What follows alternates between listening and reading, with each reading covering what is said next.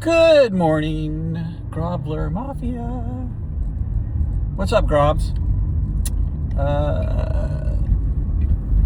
Monday morning. I don't know what the schedule looks like today. I'm gonna make somebody happy, or really disappointed. I'm gonna sober somebody up about their golf game. No, at my job, I'm very nice. Very diplomatic, very nice. Try to be helpful. You guys know the Grobs, to the Grobler Mafia? No, we just speak truth.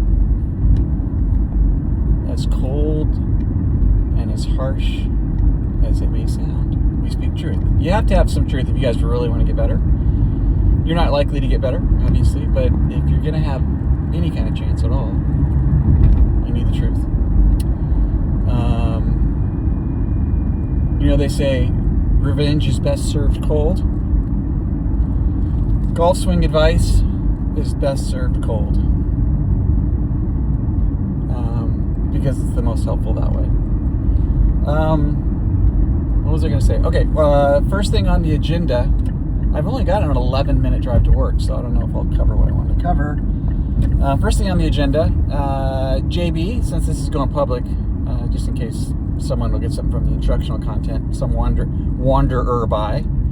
I'll protect the innocent with some initials here. JB, you know who you are. If on the forum someone disagrees and someone is a PIA, then you just go, okay, thanks, that's your opinion, great, and you just move on and keep talking and doing what you want to do. Real easy. You can't come in there and stop you from having the conversation you want to have, assuming there's someone else that wants to have that conversation with you. If there's no one else that wants to have that conversation with you, I can't do anything about that. But assuming that you're having a conversation with somebody that's interested in continuing that conversation, you can just keep talking to each other. No stopping you. Just ignore anyone that tries to get in the way of that, because there's nothing they can do about it. What else? Okay, that's enough of that. Let's move into the instructional content. This applies a little bit to the, I can't say some things on this public thing about, on this video about, that one, thread we were talking about, because there's a certain person I'd have to, be fairly critical of. You guys have already heard my opinion on that thing. But it has something to do with that thread, and this is more about specific to your issues, RR. Double R, you know who you are. And we've had this conversation in the other thread, or in the other PM. Look,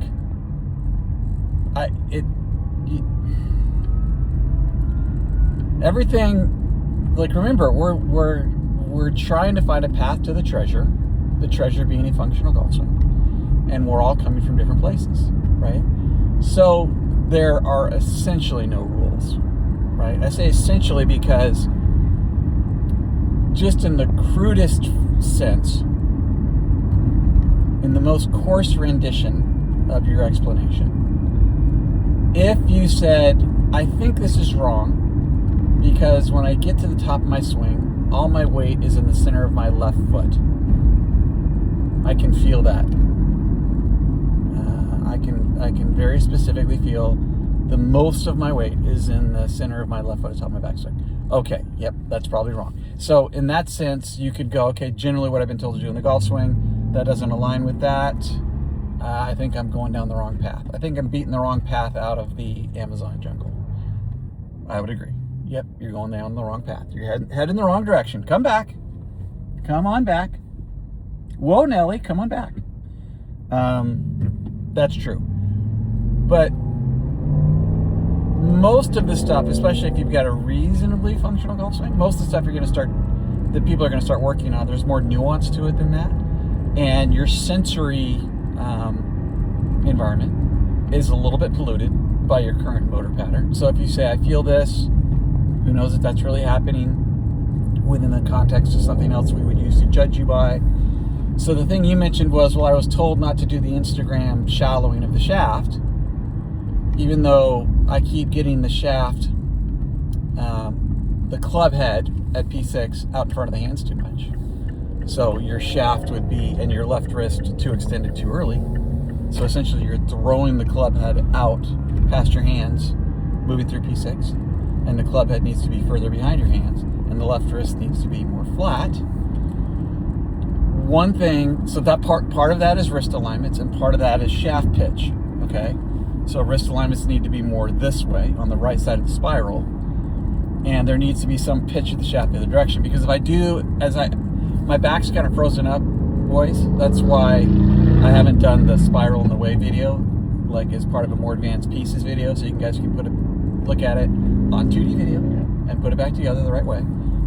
The spiral, if you look at the spiral, if this is the backswing, right, and then transition, backswing, transition, you see there is some pitch of the shaft to the right, right? So if that's overdone by a lot, which it is by some people, typically better golfers trying to get really good can overdo that, and by the time you get to P5, have the shaft pointed too far above the target line, which means they have to then steepen it more than they should need to, from moving into that funnel from P5 to P6, the gateway, moving into P7. They're making it more complicated, more difficult, throwing off a couple other things.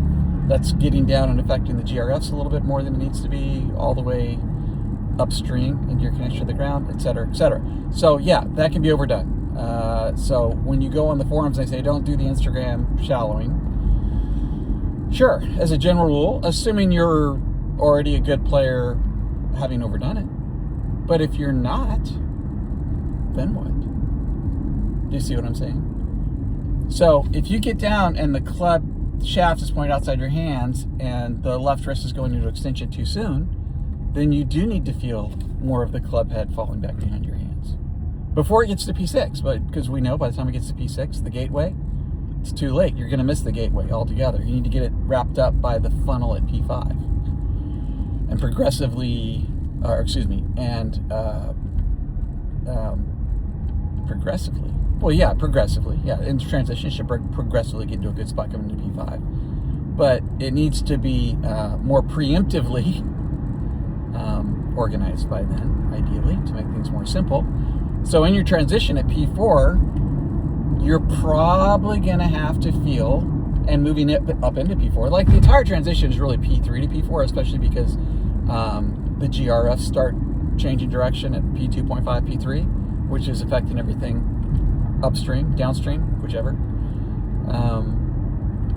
So, you know, when someone says, I'm going to change my wrist alignments and how I deliver the club to the ball, it's almost really starting by P3, because that's where the transition is starting to get organized, because that's when your body's starting to push the other direction, right? Your feet are starting to push the other direction, or your pelvis is starting to push away from your right leg, which is starting the lateral phase of the GRF signature, right? You're starting to pressure left, or at least you're starting the kinetics to pressure left, and then it shows up in the kinematics a little bit later.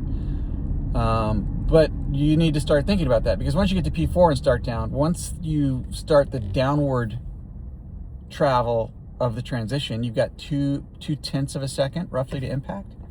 So if you just look and say, well, as an overall theme, we're told not to do that.